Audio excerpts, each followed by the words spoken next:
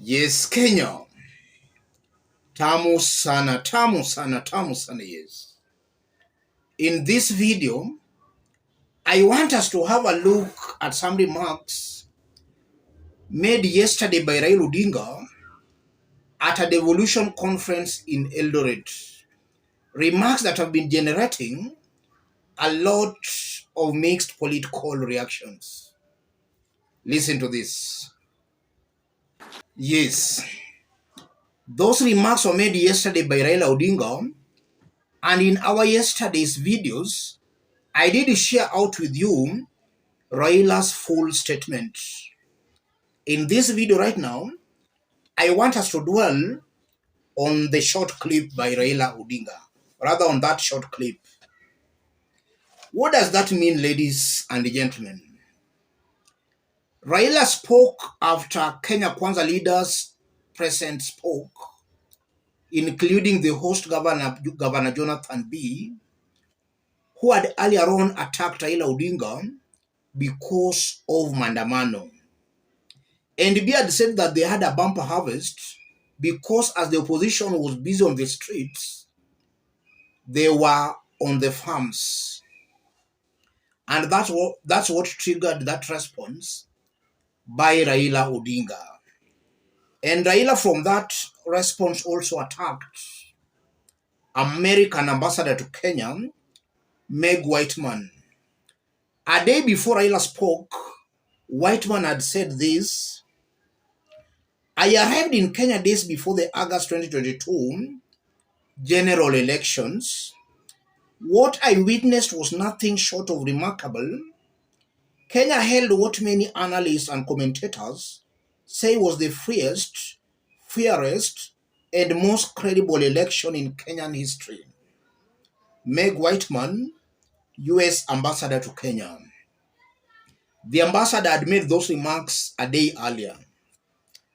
And it's very interesting because we can still remember after 2017 presidential election, where John Kerry was an observer.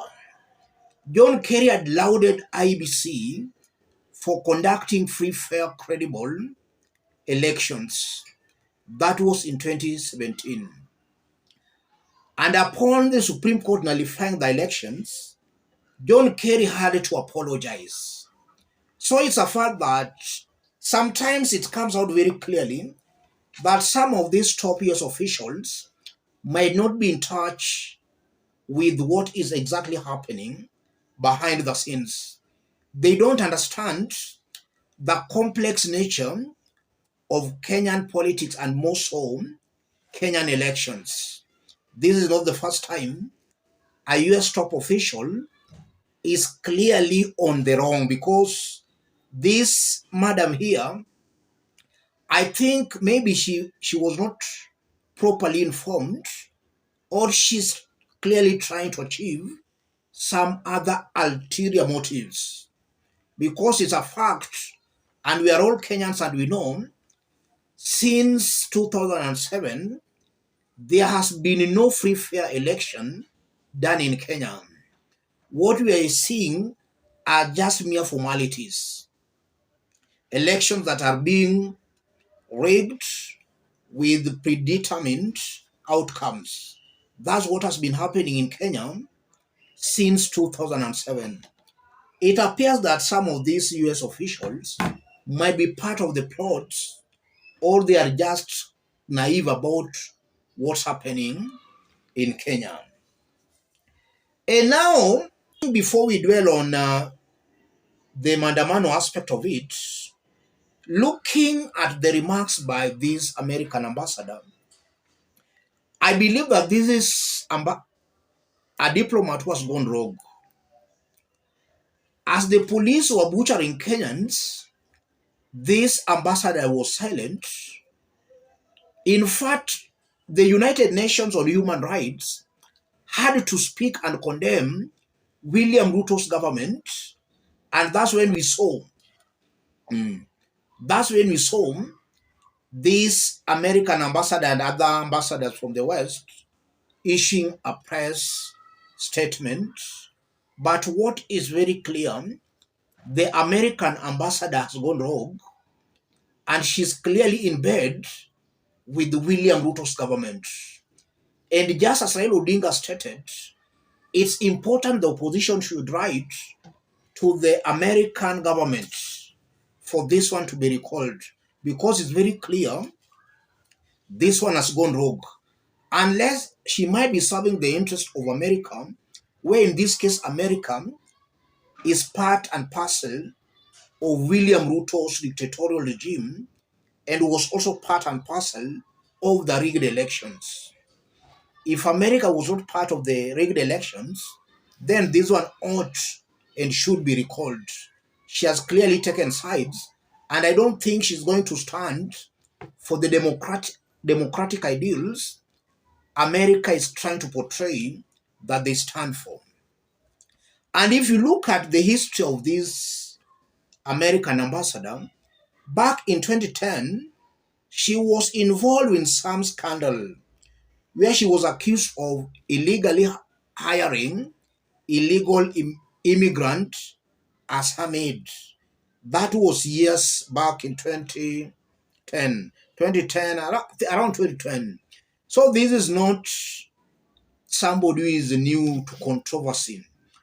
She has been involved in some scandals before. And to the mere fact that she's also a politician, I strongly believe that she's not very much qualified as a diplomat, because clearly she is playing politics.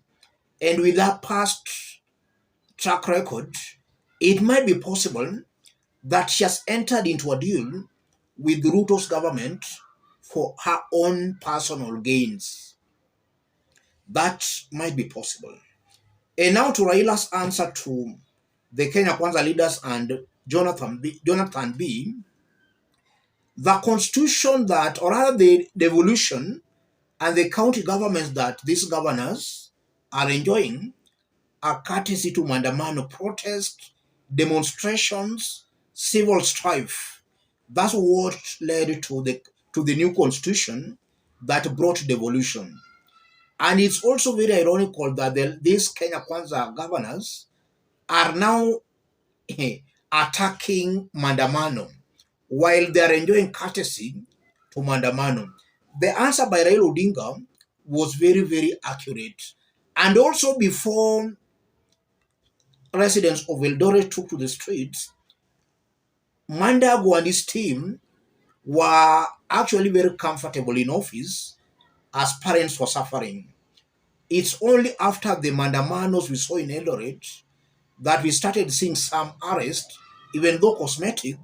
That's the only time we started seeing some arrests. So actually, Mandamano bears more fruits than this notion that you must be in the farms. Let me stop it there, ladies and gentlemen.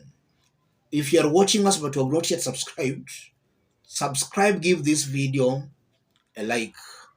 And to our fans and subscribers here, I'm very much humbled, very grateful for the kind of support you are giving me here. God bless you. God bless Kenya. Any other person who would like to support our forum, contact me through that number below. Let's meet in our next analysis. Thank you.